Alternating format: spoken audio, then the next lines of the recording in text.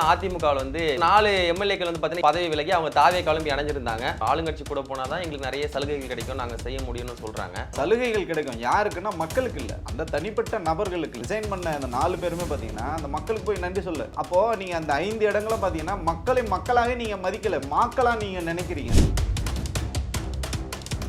4 தொகுதியில் இடைத்தேர்தல் வரும்னு வச்சுக்கிங்களா, அந்த இடைத்தேர்தலில் வந்து தாவேக்கா சார்பில் அவங்க போட்டிடுவாங்களா, அதுக்கு வந்து விஜய் இடம் கொடுப்பாரா? விஜய் அவர்களே 2 தொகுதியில் நின்று அவருக்கே அவர் மேலே நம்பிக்கை இல்லாமல் தன்னம்பிக்கை இல்லாமல் தான் நின்னார். இப்போ திருச்சி கிழக்கு வந்து வேக்கன்ட் இருக்கு. நான் சொல்கிறேன், திருச்சி கிழக்குலேயே திருப்பி வந்து எந்த கேண்டிடேட் கூட தாவேக்கா வந்து தோற்கும். ஏன்னா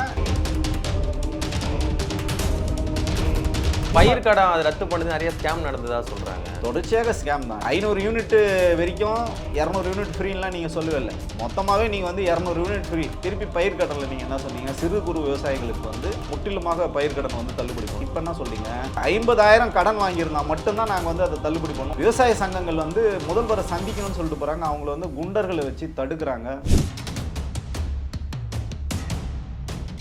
நீங்க சொல்லிருக்காரு 6 மாசம் டைம் தரேன்னு சொல்லிட்டு எங்களை விமர்சிச்சா எப்படி? சார் நான் என்ன கேட்குறேன்னா, கொலைகள் வந்து நடக்குது, கற்பழிகள் நடக்குது, பாதிக்கப்பட்டவங்களே வந்து பார்த்தீங்கன்னா மோசமாக வந்து சித்தரிக்கிறீங்க. நீங்க சொன்னீங்கல்ல சாரி வேண்டாம் நீதி தான் வேணும்னு நீங்க சொன்னீங்கல்ல, இப்போ நீங்க என்ன பண்றீங்க?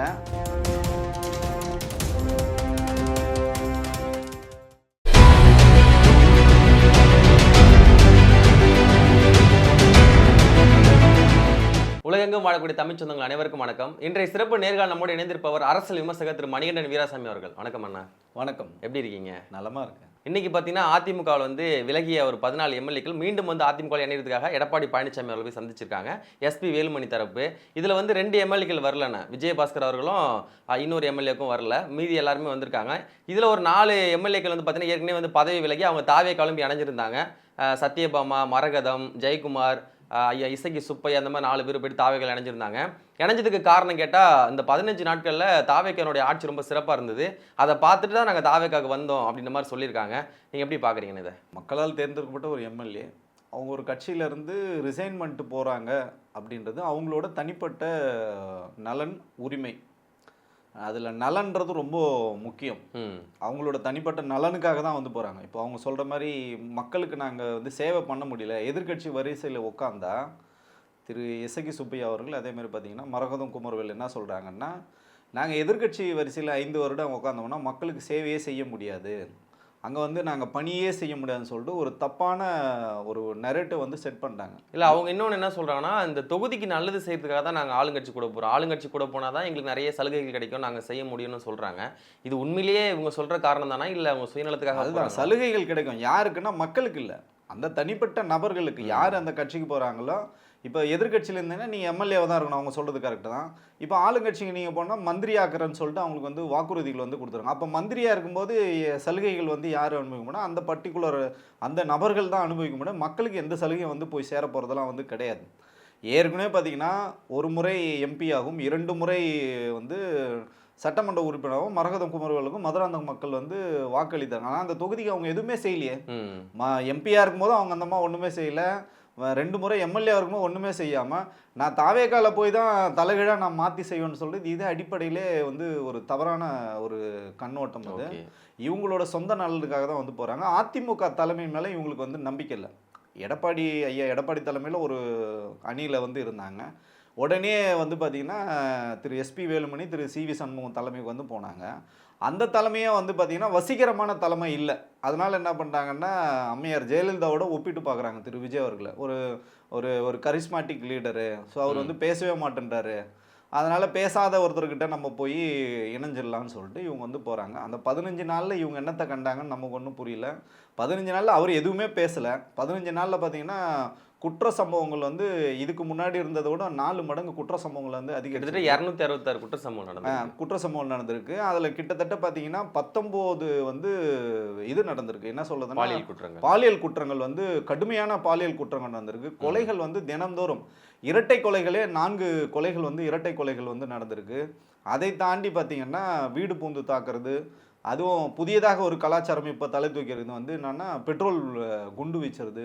இந்த மாதிரி பெட்ரோல் குண்டு அடிக்கிறாங்க. காவல் நிலையத்து காதலிங்களாலும் பெட்ரோல் குண்டு அடிக்கிறாங்க, காவல் நிலையத்து மேலேயும் பெட்ரோல் குண்டு அடிக்கிறாங்க. ஸோ இதெல்லாம் ரொம்ப மோசமாக இருக்குது. காவல்துறையை போய் தாக்குறாங்க, அரசு ஊழியர்களை போய் தாக்குறாங்க. இதெல்லாம் இதுக்கு முன்னாடி நம்ம வந்து பார்த்திராத ஒன்று.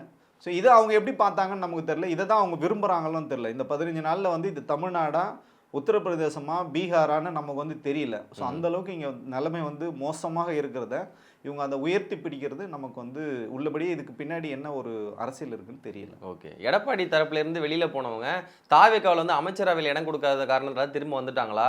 என்ன காரணம்? மறுபடியும் எடப்பாடி பழனிசாமி அவங்களாம் ஏத்துக்கிட்டா கூட ஒரு நம்பிக்கைத்தன்மை இருக்காதுல்ல, நம்மளை விட்டு என்னதான் இருந்தாலும் போனவங்க தானே, மறுபடியும் இவங்க நம்ம எந்த நம்பிக்கையில் வச்சிருக்க முடியும் அப்படின்ற மாதிரி நினைப்பாங்களா? என்ன நினைப்பாங்க? அதுல சிக்கல் இருக்கு. அவர் வந்து மன்னிப்பு கடிதம்லாம் கேட்டிருக்காரு. நீங்க வந்து மன்னிப்பு கடிதம் கொடுக்கணும், இதுக்கப்புறம் நான் கட்சியை விட்டு வெளியில போக மாட்டேன். அவர் இன்னும் முழுமனதோட அவர் வந்து ஏத்துக்கல. பேச்சுவார்த்தைகள் இன்னும் வந்து போயிட்டு இருக்கு. இன்னும் அதனால தான் பார்த்தீங்கன்னா 2 பேர் இன்னும் வராமல் இருக்காங்க. இந்த சண்முகமும் ஆமாம். பாஸ்கரும். இப்போ உடஞ்சது தான். நீ என்னதான் உடஞ்சதுன்னா, இப்போ நமக்கு வந்து ஒரு காயம் பெரியதாக இப்போ அடிபட்டுருச்சு. அந்த இடத்துல வந்து நீங்கள் முதலுதவி பண்ணி ஒரு தையல் வந்து போட்டுருவீங்க. ஆனாலும் அந்த வடு இருக்கும் இல்லைங்களா, அந்த வடு போகிறதுக்கு ரொம்ப நாள் ஆகும். ஸோ அந்த மாதிரி தான் இந்த கட்சி வந்து உடஞ்சது, ரொம்ப அவசர அவசரமாக உடஞ்சது பார்த்தீங்கன்னா சுயநலத்துக்காக மட்டும்தான்.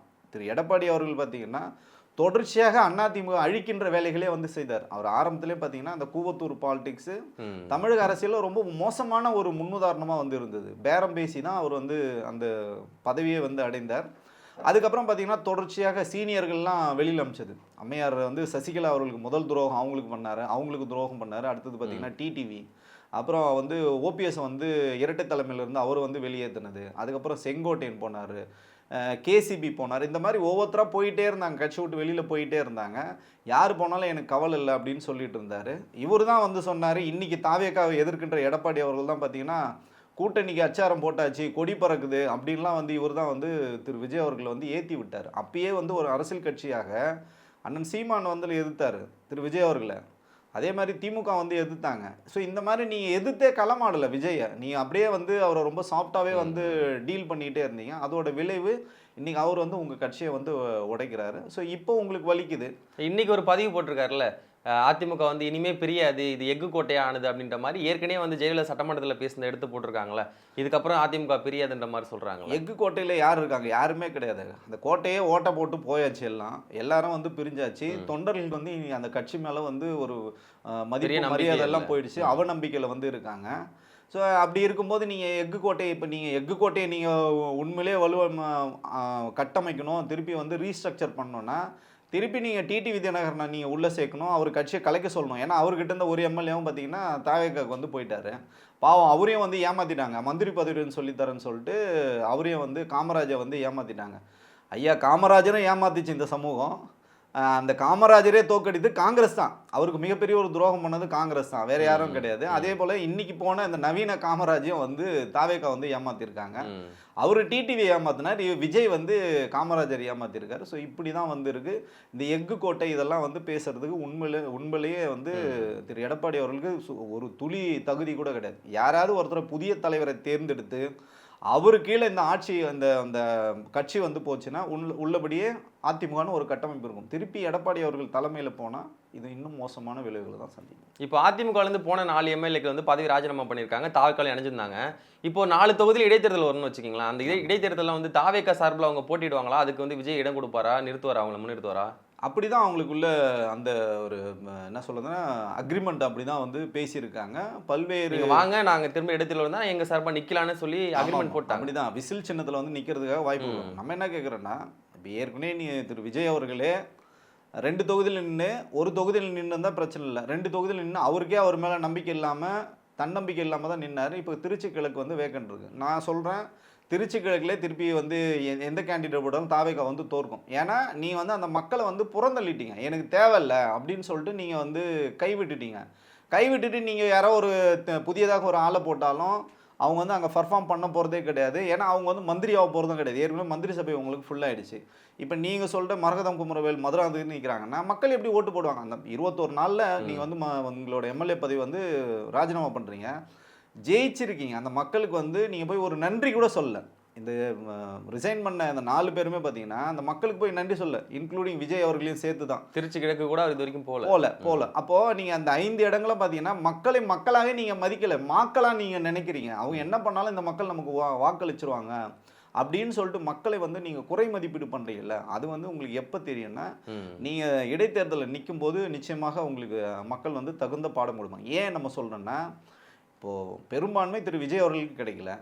அதிமுக திமுக வந்து ஒருவேளை இணைந்திருந்தா கூட இங்கே ஒரு கூட்டணியை வந்து அமைச்சிருக்க முடியும். ஏன் அதை வந்து திரு ஸ்டாலின் அவர்கள் கையில் எடுக்கலைன்னா, மக்கள் உங்களை வந்து பெருவாலியாக ஆதரிச்சிருக்காங்க.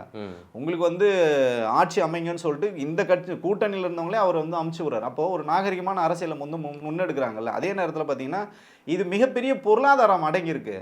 எலெக்ஷன் கமிஷனில் நம்ம வந்து செலவு பண்ணுறோம், மக்களோட வரி பணம் போகுதுன்றதை தாண்டி ஒரு எம்எல்ஏக்கு நிற்கிறவர் பார்த்தீங்கன்னா கோடிக்கணக்கான ரூபாய் வந்து செலவு பண்ணுறாங்க. திருப்பி 6 மாதத்தில் அவர் வந்து இன்னொரு தேர்தலை வந்து சந்திக்கணும்னா எவ்வளோ பெரிய கோடீஸ்வரனுக்கும் அந்த திராணி இருக்காது.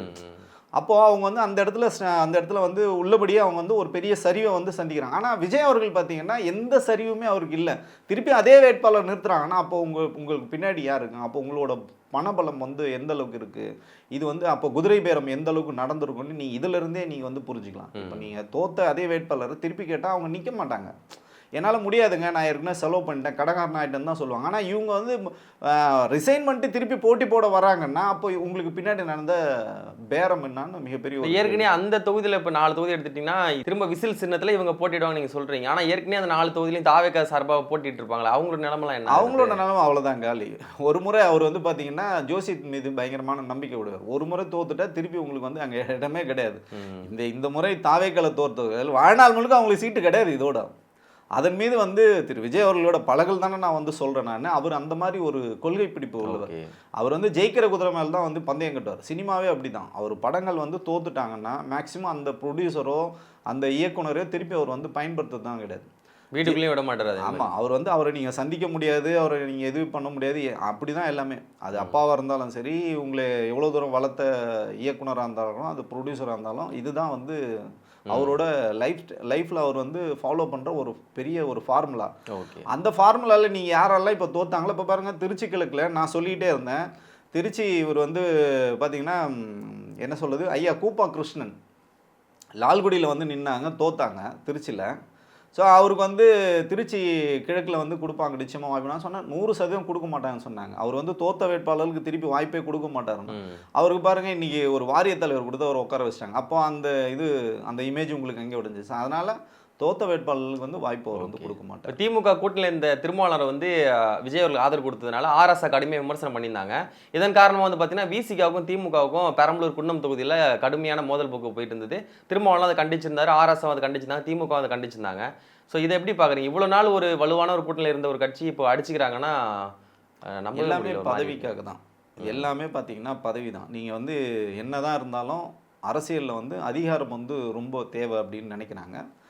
கடந்த 25 ஆண்டுகளாக பார்த்தீங்கன்னா விசிகா பார்த்தீங்கன்னா ஒரு மக்களுக்கான ஒரு இயக்கமாக இருந்தாலும் அவர் மிகப்பெரிய ஒரு தடுமாற்றம் வந்து தொடர்ச்சியாக இருந்துகிட்டே மாற்றி மாற்றி வந்து கூட்டணி வந்து வச்சுக்கிட்டே இருப்பாங்க. திமுக கூட்டணிலாம் அவங்க தொடர்ச்சியாக திமுக கூட்டணியில் இருந்தாலும் அதிமுக கூட்டணியும் தொடர்ச்சியாக வந்து இருந்ததே இல்லை. அவர் முதல்ல அண்ணன் திருமாவளவன் சட்டமன்ற உறுப்பினரானது பார்த்தீங்கன்னா திமுக கூட்டணியில் தான். திருப்பி ரிசைன் பண்ணிவிட்டு எம்பி பதவிக்கு வந்து போகிறாரு, அதிமுக கூட்டணியில் நிற்கிறார், தோக்குறாரு. திருப்பி வந்து திமுக கூட்டணிக்கு வந்தார், அங்கே வந்து எம்பி ஆனார். அதே மாதிரி பார்த்தீங்கன்னா திருப்பி மக்கள் நல கூட்டணின்னு சொல்லிட்டு இந்த கூட்டணி விட்டு வெளியில் போனாங்க. திருப்பி அங்கே வந்து படுதோல்வி அடைகிறாங்க. திருப்பி வந்து திமுக கூட்டணிக்கு வந்து வராங்க. 2 தொகுதிகள் வந்து ஒரு தொகுதியில் வந்து அவங்களோட தனி சின்னத்திலையும் பானை சின்னத்திலையும் ஒருத்தர் வந்து ஐயா பொதுச் செயலாளர் இருக்கின்ற ரவிக்குமார் அவர்கள் வந்து உதயசூரியன் சின்னத்தில் நின்று வந்து ஜெயிக்கிறாங்க. திருப்பி வந்து தொடர்ந்தது இந்த முறை தான் வந்து 2 முறை அப்படியே தொடர்ந்தாங்க. திமுக கூட்டணியில் வந்து தொடர்ந்தாங்க. திமுக கூட்டணியில் இருந்து தான் அவங்க கட்சியே பார்த்தீங்கன்னா 6 தொகுதியில் நின்று 4 சட்டமன்ற உறுப்பினர் 2 நாடாளுமன்ற உறுப்பினருக்கு இருந்ததுனால தான் அவங்களுக்கு வந்து அங்கீகரிக்கப்பட்ட கட்சியாகவே திமுகவோட சப்போர்ட்டில் தான் வந்தாங்க. அப்போ வந்துட்டு நீங்கள் ஒரு அங்கீகரிக்கப்பட்ட கட்சியாக வந்ததுக்கப்புறம் ஒன்று நீங்கள் அந்த கூட்டணியில் வந்து நிலச்சிருக்கணும், இல்லை நீங்கள் வந்து தனியாக வந்திருக்கணும். எதிர்முகாமில் போய் சேர்றதுன்றது எந்த மாதிரி அரசியல் அறம்னு தெரியல. ஆனால் அவங்க அண்ணன் திருமாவர்களை நம்ம வந்து விமர்சனம் பண்ணல. அவர் நினைக்கிறாரு இது வந்து நமக்கு வெற்றியை கொடுத்துச்சுன்னா இது வந்து தற்காலிக வெற்றி தான். ஐயா வந்து நம்ம நண்பர் தான் வன்னியரசு அவர்கள். அவர் வந்து இன்றைக்கி அமைச்சராக இருக்கார். நமக்கும் வந்து ரொம்ப சந்தோஷமாக தான் இருக்குது. ஆனால் அந்த கூட்டணிக்குள்ளே இப்போ பல்வேறு குழப்பங்கள் இருக்குது. ஏன்னா காங்கிரஸ் ஒரு 7.5 அந்த 7.5 அது உள்ளே இருக்குது. அவங்க வந்து எதுவுமே தெரியாது, அரசியல் தெரியாது, ஒன்றும் தெரியாது. இன்றைக்கி வந்து பார்த்திங்கன்னா மாண்புமிகு அமைச்சர் விஸ்வநாதன் வந்து சொல்கிறாரு, காவிரியின் குறுக்கே வந்து அணை கட்டுறதை பார்த்திங்கன்னா ஒரு செங்கல்ல கூட நாங்கள் கட்ட விட மாட்டோன்னு சொல்கிறாரு. திரு விஸ்வநாதன் அவர்கள் சொல்கிறதுனால இங்கே எதுவுமே மாறிட போகிறதில்ல. கர்நாடகாவில் இருக்கவங்க காங்கிரஸ்காரங்க சொல்லணும். அங்கே வந்து பார்த்திங்கன்னா சித்தராமையா வந்து காலி பண்ணிட்டு திரு டி.கே. சிவகுமார் வந்து வராங்க. அவர் பார்த்தீங்கன்னா தமிழக நலனுக்கு எதிராக தொடர்ச்சியாக வந்து பேசக்கூடிய ஒரு ஆனா நபர். விஜய் ஒரு வார்த்தை கூட கண்டிக்கவே மாட்டாரு அவரு. கண்டிக்க மாட்டார். அவர் சொல்றேனே, அவருக்கு வந்து பார்த்தீங்கன்னா இப்போ ஆட்சியை காப்பாற்றுறதுல தான் அவருக்கு வந்து முழு கவனமும் இருக்கிறதுனால குதிரை பேரம் வந்து அப்பட்டமாக நடக்கிறது. ஒரு தலைமை செயலகத்தையே கட்சி அலுவலகம் மாத்துறாங்க. இங்கே போகிறாங்க, ரிசைன் பண்ணுறாங்க, உடனே அவங்களுக்கு வந்து உறுப்பினர் அட்டை ரெடியாக இருக்குது. அப்போனா இதெல்லாம் ஏற்கனவே பிளான் பண்ணது, ஏதோ இயல்பாலாம் வந்து நடக்கலை.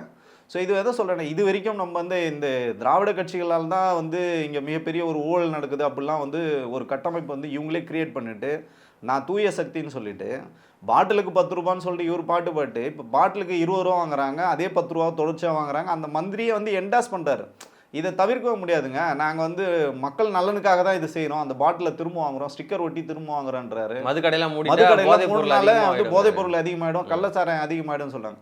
அப்போது உங்களுக்கு என்னன்னா, இந்த இரு திராவிட கட்சிகளோட நாங்கள் பெரிய ஆள், நாங்கள் தான் இங்கே வந்து இப்போதைக்கு மக்களுக்கான ஒரு மிகப்பெரிய ஒரு சக்தியாக இருப்போம்னு சொல்கிறவங்க. ஆனால் மக்கள் பிரச்சனைகளை வந்து எதுவுமே வந்து கவனம் வந்து செலுத்துறது இல்லை.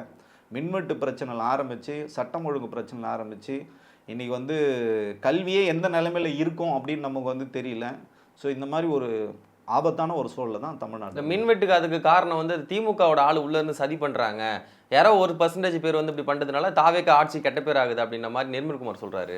அதான் சொல்கிறேன், உங்களுக்கு வந்து அந்த கொஞ்சம் கூட அந்த பதவிக்கான ஒரு, அது வந்து ஆக்சுவலாக பதவின்றதை விட அது ஒரு மிகப்பெரிய ஒரு பொறுப்பு. அந்த பொறுப்பில் தகுதி வாய்ந்த நபர்கள் அங்கே இருந்தால் மட்டும்தான் உங்களால் அந்த அந்த அதிகாரத்தை வந்து செலுத்த முடியும், அதை நிர்வாகத்தை வந்து உங்களால் சரி செய்ய முடியும்.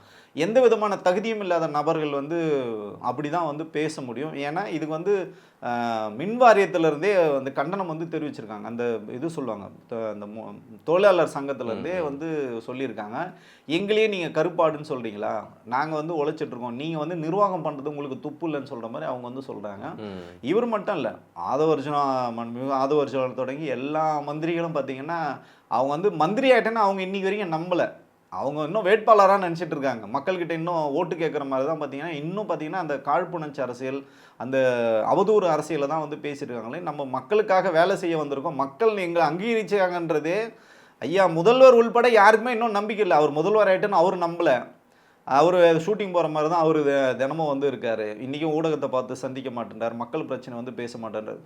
கொடுத்த தேர்தல் வாக்குறுதிகள் வந்து வேற, அவங்க வந்து செய்கிறது வந்து வேற. ஸோ பயிர் கடன் அதை ரத்து பண்ணது நிறைய ஸ்கேம் நடந்ததா சொல்கிறாங்க. தொடர்ச்சியாக ஸ்கேம் தான். நீங்கள் வந்து மின்வெட்டு பிரச்சனையில் ஆரம்பித்து உங்களுக்கு வந்து அந்த 200 யூனிட் மின்சாரம் ஃப்ரீன்னு சொன்னதுலேருந்து நீங்கள் சொன்னது என்னன்னா 500 யூனிட்டு வரைக்கும் 200 யூனிட் ஃப்ரீன்லாம் நீங்கள் சொல்லவே இல்லை. மொத்தமாகவே நீங்கள் வந்து 200 யூனிட் ஃப்ரீ, அது 1000 யூனிட் வந்தாலும் சரி, 500 யூனிட் வந்தாலும் சரி, 300 யூனிட் வந்தாலும் சரி. நீங்கள் சொன்னது என்ன சொன்னீங்க, அனைவருக்கும் 200 யூனிட் ஃப்ரீ, அதேமாதிரி மாதம் மின் கணக்கீடு பண்ணுவோன்னு சொன்னீங்க. இப்போ மாதம் பண்ண முடியாதுன்னு சொல்லிட்டீங்க, 2 மாதத்துக்கு ஒரு தான் சொல்லிட்டீங்க. 500 யூனிட் பயன்படுத்தினா 200 யூனிட் நீங்கள் வந்து ஃப்ரீன்னு சொல்கிறது யாருக்குமே அது வந்து பயனே கிடையாது. ஒரு எங்கேயோ ஒரு இடத்துல ஒரு சிலருக்கு ஒரு 10% குறைவான நபர்களுக்கு தான் பயனாளிகளாக வந்து இருப்பாங்க. எல்லாருக்குமே வந்து இது வந்து போய் சேராது இந்த திட்டம். நீங்கள் என்ன சொன்னீங்க தேர்தல் வாக்குறுதியில், நாங்கள் சும்மா கண்டமணிக்கெலாம் சொல்ல மாட்டோம், என்ன சாத்தியமோ அதை மட்டும் தான் நாங்கள் வந்து சொல்லுவோம்னு சொல்லிங்க. அப்போ சாத்தியப்படுத்த வேண்டியது தானே. திருப்பி பயிர்க்கடனில் நீங்கள் என்ன சொன்னீங்க, சிறு குறு விவசாயிகளுக்கு வந்து நாங்கள் வந்து சிறு விவசாயிகளுக்கு வந்து முற்றிலுமாக பயிர்க்கடன் வந்து தள்ளுபடி பண்ணுவோம். 5 ஏக்கர் வச்சுருந்தா 5 ஏக்கர் வச்சுருந்தா அதுக்கு மேலே இருக்கிறவங்க வந்து 50% வந்து நாங்கள் தள்ளுபடி பண்ணுவோம்னு சொல்லிட்டு இப்போ என்ன சொல்கிறீங்க, நீங்கள் வந்து கூட்டுறவு சங்கங்களில் 50,000 கடன் வாங்கியிருந்தால் மட்டும்தான் நாங்கள் வந்து அதை தள்ளுபடி பண்ணுவோம், அதுவும் 5 ஏக்கருக்குள்ளே இருந்தால் தான். அதுக்கு மேலேன்னா வெறும் 5,000 ரூபாய் தான் தள்ளுபடி பண்ணுறாங்க, 10,000 ரூபாய் தான் தள்ளுபடி பண்ணுவாங்க. இது மிகப்பெரிய ஒரு பேசும் பொருளாக இருக்குது. விவசாய சங்கங்கள் வந்து முதல்வரை சந்திக்கணும்னு சொல்லிட்டு போகிறாங்க, அவங்கள வந்து குண்டர்களை வச்சு தடுக்கிறாங்க. வந்து அந்த வளாகத்துக்குள்ளேயே வந்து விட மாட்டேன்றாங்க. பச்சை துண்டை போட்டாலே ஏதோ தீவிரவாதிகளை வந்து பிடிக்கிற மாதிரி நேற்றுக்கு வந்து முழுக்க பிடிச்சி அவங்க வந்து அந்த சட்டமன்ற வளாகத்துக்குள்ளேயே போக முடியாத அளவுக்கு மிகப்பெரிய நேற்று கலவர காட்சிகள்லாம் வந்து. ஆனால் சாமானியங்களை ஒருத்தர் தான் முதலமைச்சராக வந்திருக்காரு, எல்லா சாமானிய மக்களும் அவரோட சாதாரணமாக நெருங்க முடியும், அவர்கிட்ட போய் அணுக முடியும், தங்களோட பிரச்சனைகள் வந்து பேச முடியும், அப்படிப்பட்ட ஒரு முதலமைச்சர் தான் வந்திருக்காருன்ற மாதிரி பொதுமக்கள்லாம் பேசிகிட்டு இருக்காங்க. பொதுமக்கள் யாருமே பேசல, அவங்க கட்சி தொண்டர்கள் மட்டும் தான் பேசுகிறாங்க. இன்னைக்கு வெகுஜன மக்களே இந்த 15-16 நாள்லேயே பார்த்தீங்கன்னா ஒரு முகம் சுளிக்கின்ற அளவில் பொதுமக்கள் வந்து இன்றைக்கி நம்ம வந்து இது வந்து வெறும் ரியல் ஆட்சி கிடையாது, ரீல்ஸுக்கான ஆட்சின்னு தான் இன்றைக்கி மக்கள் வந்து பேசுகிறாங்க. நம்ம என்ன சொல்கிறேன்னா, உங்களுக்கு ஐயா செங்கோட்டையன் சொல்கிறால எங்களுக்கு 6 மாதம் டைம் கொடுங்கண்ணா, கொள்ளை நடக்குது. 6 மாசம் வரைக்கும் கம்முன்னு இருக்கலாமா? உங்களை எந்த கேள்வியும் கேட்காம? இன்னைக்கு ஊடகங்கள் வந்து சொல்லியிருக்காரு மௌனித்து 6 கிடக்குது. மாசம் டைம் தரேன்னு சொல்லிட்டு எங்களை விமர்சிச்சா எப்படி? அதான் எங்களுக்கு சார், கொஞ்சம் time நான் என்ன தரணுங்கிறாரு. கேட்குறேன்னா, கொலைகள் வந்து நடக்குது, கற்பழிகள் நடக்குது. நீங்க வந்து ஒருத்தவங்க வந்து பாதிக்கப்பட்டவங்களே வந்து பார்த்தீங்கன்னா, மோசமா வந்து சித்தரிக்கிறீங்க. இந்த இரு திராவிட கட்சிகள் ஆட்சியில இப்படிலாம் நடந்ததே இல்லங்க. நீங்க வந்து தவறுன்னா, அந்த துறை சார்ந்தவங்களே வந்து மன்னிப்புலாம் கேட்டிருக்காங்க. முதலமைச்சரே மன்னிப்புலாம் கேட்டதெல்லாம் நம்ம வந்து பார்த்துருக்கோம். முன்னாள் முதல்வர் மன்னிப்பு கேட்டதெல்லாம் நீங்க பார்த்துருக்கோம். நீங்க சொன்னீங்கல்ல, சாரி வேண்டாம், நீதி தான் வேணும்னு நீங்க சொன்னீங்கல்ல. இப்ப நீங்க என்ன பண்றீங்க? பாதிக்கப்பட்டவங்க அந்த அந்த குழந்தையோட அம்மா வந்து கொஞ்சம் கூட மனசாட்சி இல்லாமல் அவங்க வந்து மது பழக்கத்துக்கு வந்து அடிமையானாங்க, போதையில் இருந்தாங்கன்னு சொல்கிறீங்க. அந்த அம்மா வந்து கேள்வி கேட்குறாங்க, பத்திரிக்கையாளர் வந்து குத்தி கிழிக்கிறாங்க, கேள்விகள் வந்து கேட்டு வந்து இது பண்ணுறாங்க. அந்த அம்மாவுக்கு தெரியாமல் அந்த குழந்தையோட உடலை வந்து எரிக்கிறாங்க. அப்போது என்ன நடக்குதுன்னு நமக்கு வந்து புரியல. தப்பான நெரேட்டிவ் வந்து இன்னமும் வந்து செட் பண்ணுறாங்க. விஜய் அவர்கள் வந்து கேள்வி கேட்கக்கூடாது, கேள்வி கேட்டால் அவங்க மேலே வழக்கு, அந்த அரசுக்கு எதிராக வந்து நீங்கள் வந்து பதிவிடக்கூடாது, பதிவிட்டால் உங்கள் பக்கங்கள் வந்து முடக்குவாங்க. ஸோ இந்த மாதிரி இது என்னென்னா, இது வந்து சர்வாதிகார ஆட்சியா அப்படின்றது நமக்கு ஒரு மிகப்பெரிய ஒரு கேள்வி இருக்குது. இந்த 15 நாள்லேயே கிட்டத்தட்ட மக்கள் வந்து ஒரு சுய நினைவுக்கு வந்து வந்துட்டாங்க. இது வந்து நம்ம மிகப்பெரிய ஒரு தப்பு பண்ணியிருக்கோமா அப்படின்னு சொல்லிட்டு எல்லா இடங்கள்லையும் போராட்டம், கோட்டையிலையும் போராட்டம், முதல்வர் வீடு இருக்கிற பகுதியிலேயே வந்து பனையூர்லேயும் வந்து போராட்டம் பண்ணுறாங்க, காவல் நிலையம் முன்னாடி வந்து போராட்டம் பண்ணுறாங்க, சாலைகளில் வந்து போராட்டம் பண்ணுறாங்க. எல்லா இடத்துலையும் வந்து இன்றைக்கி போராட்டம் வந்து இந்த 2 வாரத்துலேயே வெடிச்சிருக்குன்னா, அப்போ இவங்க ஆட்சி எந்த லட்சணத்தில் இருக்குன்றது நமக்கு தெரியுது. இப்போ நீங்கள் சொன்ன மாதிரி தலைமைச் செயலகத்தையும் கட்சி ஆளுங்களை வந்து சேர்க்குறாங்க, கட்சி அலுவலகம் மாதிரி அதை பயன்படுத்திட்டு இருக்காங்க. இன்னொரு புறம் எடுத்துக்கிட்டோம்னா, தாவேக்காவுடைய எம்எல்ஏக்கள் அமைச்சர்கள் வந்து ரைடு போனால் கூட பரவாயில்ல, கட்சிக்காரன் நிறைய பேர் ரைடு போகிறாங்க, அதை வந்து கட்சி வந்து கண்டிச்சிருக்கு, இந்த மாதிரிலாம் பண்ணாதீங்க அப்படின்ட்டு. ஒரு பக்கம் ஃபுல்லாக ரீல்ஸாக போட்டுட்ருக்காங்க எம்எல்ஏக்கள் அமைச்சர்கள் எல்லாமே. இதெல்லாம் வச்சு பார்க்கும்போது எப்படி சார் இந்த கட்சி எதை நோக்கி போயிட்டு இருக்குது? இல்லை, இப்போ கட்சி எப்படி நோக்கி போனாலும் நமக்கு பிரச்சனை கிடையாது. தமிழ்நாடு எதை நோக்கி போகிறதுன்னு நமக்கு மிகப்பெரிய ஒரு சமூக ஆர்வலராக, ஒரு அரசியல் செயல்பாட்டாளர் நமக்கு மிகப்பெரிய ஒரு அதிர்ச்சி வந்து இருக்குது. இப்போ 2 திராவிட கட்சிகளும் வேணாம், புதியதாக ஒரு மாற்றம் வந்தோன்னா நீங்கள் அதுலேருந்து பெட்டராக தானே நீங்கள் இருக்கணும். தமிழ்நாடு இன்னைக்கு மாறி இருக்குன்னா நம்ம சந்தோஷப்படுற முதல்ல நம்ம தான் இருப்போம். ஆனால் அப்படி வந்து மாறவே இல்லை. தாவேக்கா சார்ந்தவர்களே எல்லா இடத்துலையும் வந்து சட்டம் ஒழுங்கு பிரச்சனையில் வந்து முதன்மையாக அவங்க தான் வந்து ஈடுபடுறாங்க. ஒரு கல்குவாரியில் போய் லஞ்சம் கேட்டாருன்னு சொல்லிட்டு, மாமூல் கேட்டாருன்னு சொல்லிட்டு அந்த ஊர் மக்களே சேர்ந்து போராட்டம் பண்ணுறது எங்கன்னா பார்த்துருக்கீங்களா நீங்கள்? அவர் வந்து போராட்டம் பண்ணதுக்கப்புறம் பார்த்தீங்கன்னா அவர் வந்து கட்சியிலேருந்து பொறுப்பில் வந்து நீக்கிறாங்க. ஒருத்தவங்க சம்மந்தம் இல்லை, ஒருத்தவங்க வந்து கோட்டு போட்டுக்கிட்டு ஒரு அம்மா உள்ளே போயிட்டு கேள்வி கேட்குறாங்க. ஸோ இந்த மாதிரி தொடர்ச்சியாக எல்லா இடங்களிலும் வந்து மாநகராட்சி கூட்டத்துக்குள்ளே போயிட்டு அத்துமீறி போயிட்டு இவங்களே போய் உட்காந்துட்டு கேள்வி கேட்குறாங்க. அமைச்சர்கள் வந்து ரீல்ஸ் போடுறாங்க. இன்னமும் பார்த்தீங்கன்னா அந்த ரியலான ஒரு ஆட்சிக்கு வரல, அந்த ரீல்ஸ் ஆட்சியாக தான் இருக்காங்க. நம்ம முதல்ல சொன்ன மாதிரி அவங்க வந்து நம்பவே இல்லை. மக்களை போய் நீங்கள் சந்திக்கலை, மக்கள் பிரச்சனையை வந்து நீங்கள் பேசலை, தொகுதியோட வந்து நிறை குறை உங்களுக்கு வந்து தெரியாது, எதுவுமே உங்களுக்கு தெரியாததுனால இன்னும் நன்றி சொல்லவே போல வந்து யாருமே தொகுதிக்கு 90% மேற்பட்டவங்க, இன்னும் சொல்ல போனால் 95% மேற்பட்ட ஜெயிச்ச தாவே கலந்து ஜெயிச்ச திமுக காரங்க போய் சொல்லிட்டாங்க. ஆனால் போகாதவங்க வந்து என்னன்னு பார்த்தீங்கன்னா மன்னர் பரம்பரையிலேருந்து வந்திருக்காங்கல்ல. இவர் தான் சொன்னார், நாங்கள் வந்து சாமானிய மக்கள், நாங்கள் வந்து இளவரசர் கிடையாது அப்படின்னு சொன்னாங்க. ஆனால் இளவரசரை விட பயங்கரமாக வந்து நடந்துக்கிறாங்க. இன்றைக்கி வரைக்கும் தொகுதி பக்கமே போக மாட்டாங்க. இப்போ மின்வெட்டு பிரச்சனை, அந்த மக்கள் எங்கே போய் நிற்கிறாங்கன்னா, திமுக வந்து தோத்த வேட்பாளர் வீட்டுக்கு, அதிமுக வேட்பாளருக்கு, நாம் தமிழர் வேட்பாளர்கிட்ட போய் குறைகளை வந்து சொல்கிறாங்க. ஏங்க எங்ககிட்ட வந்து கேட்குறீங்கன்னா, ஏங்க யாருன்னே தெரியாதுங்க எங்கள் தொகுதிக்கு, அந்த எம்எல்ஏ யாருன்னே தெரியாது, அவர் இந்த ஊருக்காரரும் கிடையாது, இங்கே வந்து சட்டமன்ற அலுவலகமாக அவர் கிடையாது, அவர் நம்பரும் எங்களுக்கு தெரியாது, எதுவுமே தெரியாமல் நாங்கள் யார்கிட்ட போய் கேட்குறது, நீங்கள் தான் எங்களுக்கு உதவி பண்ணணும்னு சொல்லிட்டு அவங்க வந்து இபி அதாவது வந்து மின்வாரிய அதிகாரிகளை கூப்பிட்டு இது என்ன பிரச்சனை பாருங்கன்னு சொல்லிட்டு அவங்க தான் இன்னைக்கு களத்தில் வேலை செய்கிறாங்களுக்காண்டி ஜெயிச்சவங்க யாருன்னு பார்த்தீங்கன்னா வாயே திறந்து பேசக்கூடாதுன்னு சொல்லியிருக்காங்க. இன்னைக்கு வரையும் பார்த்தீங்கன்னா ஊடகங்களில் பேசுறதுக்கு தாவேக்கா தரப்பு செய்தி தொடர்புகள் இல்லை. ஒரு காலத்தில் நாங்கள் வந்து பேசிகிட்டு இருந்தோம், எங்களுக்கு அப்புறம் பார்த்தீங்கன்னா அதிகாரப்பூர்வ செய்தி தொடர்புகள் இன்னைக்கு வரைக்கும் கிடையாது. சரி, ஓகே, நீங்கள் வந்து ஒரு புதிய கட்சி, அப்போ உங்களுக்கு ஆள் இல்லை, நமக்கு புரியுது. இப்போ நீங்கள் கட்சி வந்து ஜெயிச்சிச்சு, நீங்கள் ஆட்சி அமைச்சிட்டீங்க, உங்களோட கட்சியோட மக்களுக்கு உங்களுக்குமான அந்த தொடர்பை வந்து எங்கே பேசணும்? நீங்கள் ஊடகங்களை உங்களுக்காக ஊடகங்கள் பேசுகிறது, உங்களுக்காக எல்லா ஊடகங்களும் வந்து எப்போதும் போல தான் அவர் வீட்டிலேருந்து கிளம்பிட்டாரு, அங்கே போயிட்டாரு, இங்கே போயிட்டாருன்னு எப்படி ஆரம்பித்து பேசுனாங்களோ அதே தான் இன்றைக்கும் ஊடகங்கள் வந்து பேசிகிட்டு இருக்காங்க. ஊடகங்கள் ஒரு பக்கம் பேசலாம்னா, இன்ஸ்டாகிராம் வச்சு இன்ஃப்ளூயன்ஸ் நிறைய பேரை பயன்படுத்தி அது மூலியமாக தான் தாவேக்கா ஆட்சிக்கு வந்துதாங்க, பொய்யை வந்து நிறைய பரப்பிட்டே இருக்காங்க. உண்மை செய்தியில் வந்து இல்லைன்னு சொல்றாங்க, இருக்காத செய்தி வந்து இருக்குன்னு சொல்றாங்க. இந்த மாதிரி வேலைகள்லாம் நிறைய செஞ்சுட்டு இருக்காங்கன்னு சொல்லி ரூட் மாஃபியா தான் இதை பண்றாங்களா? யார் பண்றா இதை? இல்லை இப்போ வரைக்கும் பண்ணிட்டாங்க. ரூட் மாஃபியா தான் திரு ஜெகதீஷ் பழனிசாமி அவர் நிறுவனமும் பார்த்தீங்கன்னா திரு ஆதவர்ஜுனா அவர்களோட வாய்ஸ் ஆஃப் காமன் நிறுவனம் தான் இதை வந்து பண்ணுறாங்க. இது தொடர்ச்சியாக பண்ணுறாங்க. அதான் சொல்கிறேன்னா, ஐயா எங்களை விட்டுருங்க, எங்களுக்கு போதும், தலை வலிக்குதுங்க. அந்த அந்த அல்காரிதம் பார்த்தீங்கன்னா எங்கே ஓப்பன் பண்ணலாம் விஜய் அவர்களுக்கு தொடர்பாக தான் வருது.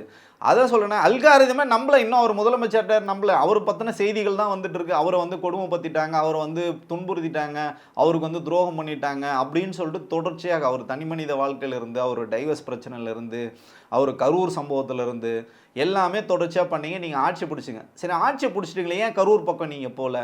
அந்த கரூரில் யார் உண்மையாக வந்து தவறு பண்ணாங்க? ஏன் நீங்கள் அதை இன்ன வரையும் மக்கள் மத்தியில் பேச மாட்டீங்க? ஏன் நீங்கள் வந்து அன்றைக்கி சொன்னீங்கல்ல திமுக தான் அதில் சதி பண்ணுச்சுன்னு, அந்த சதி கோட்பாடை ஏன் இன்றைக்கி நீங்கள் உங்கள் கையில் அதிகாரம் இருக்குல்ல, வெட்ட வெளிச்சமாக நீங்கள் வந்து பேச வேண்டியதானே? ஏன் நீங்கள் பேச மாட்டீங்க? ஏன் வந்து மௌனம் காக்குறீங்க? வந்து அமுதா ஐஏஎஸ் அதிகாரியை நீங்கள் காத்திருப்போர் பட்டியலுக்கு வைக்கிறீங்க, உங்களுக்கு தேவையானங்களை அமைச்சரவையில் வந்து கொடுக்குறீங்க, அதிகாரிகளாகவும் போடுறீங்க, மக்கள் எதிர்ப்பு வந்த உடனே நீங்கள் அதை வந்து வாபஸ் வாங்குறீங்க. சட்டமன்றம் வந்து இன்னைக்கு வரைக்கும் பார்த்தீங்கன்னா இயல்பாக நடக்கவே இல்லை. அங்கே வந்து ஒரு புகழ்பாடும் ஒரு கூடாரமாக தான் இருக்குது, ஒத்தி வச்சுருக்காங்க. அதுக்கப்புறம் இன்னும் நடக்கவே இல்லைன்னு வச்சிங்களேன். டெய்லி வந்து போகிறாரு, இதுக்கு வந்து தலைமை செயலகத்துக்கு வந்து போகிறாரு, வேலைகள் வந்து பார்க்குறாரு. நீங்கள் என்ன வேலை பார்த்தீங்கன்றதை பேசுங்களேன், மக்கள் மத்தியில் பேசுங்களேன், ஊடகங்கிட்ட சொல்லுங்களேன். ஏன் நீங்கள் வந்து இன்னும் மௌனிக்கிறீங்க? இப்போ இன்றைக்கி வந்து டெல்லி போயிருக்காரு, 2 நாள் டெல்லி பயணம். நீங்கள் வந்து இவரை போய் பார்க்குறது நியாயமானது, பிரதமரை வந்து பார்க்குறது நியாயமானது, எப்பவுமே வழக்கமான புரோட்டோகால் தான், பார்க்கணும். ஆனால் வந்து இன்னொரு மன்னரை போய் பார்க்குறீங்களா, ஒரு இளவரசரை நீங்கள் போய் பார்க்குறீங்க, எதுக்காக போய் பார்க்கணும்? ராகுல் காந்தி அவர்கள் நீங்கள் அவங்களோட கூட்டணி வச்சுருக்காங்க. கூட்டணினா எப்படி? நீங்கள் 2 பேரும் போயிட்டு ஒன்றா ஒரே மேடையில் நின்று மக்களை சந்தித்து மக்கள் பிரச்சனை பேசி எதிர்கட்சிகளை எதிர்த்து அந்த மாதிரி உங்கள் கொள்கைகளை சொல்லி கோட்பாடுகளை சொல்லி வந்து வாக்களிச்சாங்களா மக்கள் உங்களுக்கு? திமுக கூட்டணியில் நீங்கள் திமுக வந்து உங்களுக்கு பணத்தையும் செலவு பண்ணாங்க, உங்களை ஜெயிக்கும் வச்சாங்க. அங்கேருந்து நீங்கள் துரோகம் பண்ணிவிட்டு காங்கிரஸுக்கு வந்து துரோகம் பண்ணுறது வந்து அல்வா சாப்பிட்ற மாதிரி தான். ஸோ இலங்கை தமிழர் பிரச்சனையாக இருக்கட்டும், நீங்கள் வந்து காவிரி பிரச்சனையாக இருக்கட்டும், கச்சத்தீவாக இருக்கட்டும், இந்த மாதிரி தொடர்ச்சியாக தமிழ்நாட்டுக்கு ஐயா காமராஜரை தோக்கடித்த ஒரு இயக்கம் தானே காங்கிரஸ். அவருக்கு எவ்வளோ வந்து கடுமையான அவர் வந்து பார்த்தீங்கன்னா பிரதமராக கூட வாய்ப்புகள்லாம் கூட வந்தது. அங்கே வந்து தடுத்து யாரும் பார்த்தேன், இதே காங்கிரஸ் தான் அவர் வந்து தடுத்தாங்க. அவர் வந்து தனியாக கட்சியெல்லாம் உடைச்சிட்டு வெளில போனாங்க. அதே மாதிரி ஐயா மூப்பனார் இருந்தார், மூப்பனார் கட்சியை உடைச்சிட்டு தமிழ் மாநில காங்கிரஸும் போய் உடைச்சார். தொண்டர்களே இல்லாத ஒரு கட்சி, முழுக்க எல்லாருமே தலைவர்களாக தான் இருப்பாங்க. அந்த மாதிரி ஒரு கட்சி, அதில் வந்து அந்த இளவரசரை நீங்கள் போய் பார்க்க வேண்டிய அவசியம் என்ன இருக்குது? உங்களுக்கு இன்னும் வந்து இருக்கிற அந்த நன்மதிப்பு இருக்குது பார்த்தீங்களா விஜய் அவர்களுக்கு, அது குறைய தான் செய்யும். அதை சொல்கிறேனே, காங்கிரஸை நீங்கள் வீட்டுக்குள்ளே சேர்க்குறதும் நீங்கள் வந்து வீட்டுக்குள்ளே இருந்து கண்ணாடியை கல் எறிகிறதுக்கும் சமமானது. ஸோ இப்படி தான் வந்து இருக்குது. ஸோ அப்படியாவது தமிழகத்துக்கான நிதிகளை வந்து வாங்கிட்டு வருவாரா நம்ம வந்து பார்க்கணும். ஏதாவது ஒரு மௌன புரட்சி பள்ளி அதுவாது ஏதாவது பெரிய நிதிகளை வாங்கிட்டு வருவாரான்னு நம்மளும் வந்து வெயிட் பண்ணுறோம். நிறைய தகவல் பகிர்ந்தீங்க, மிக்க மகிழ்ச்சி. நன்றி. நன்றி. சாட்டை எடுத்து நாட்டை திருத்து.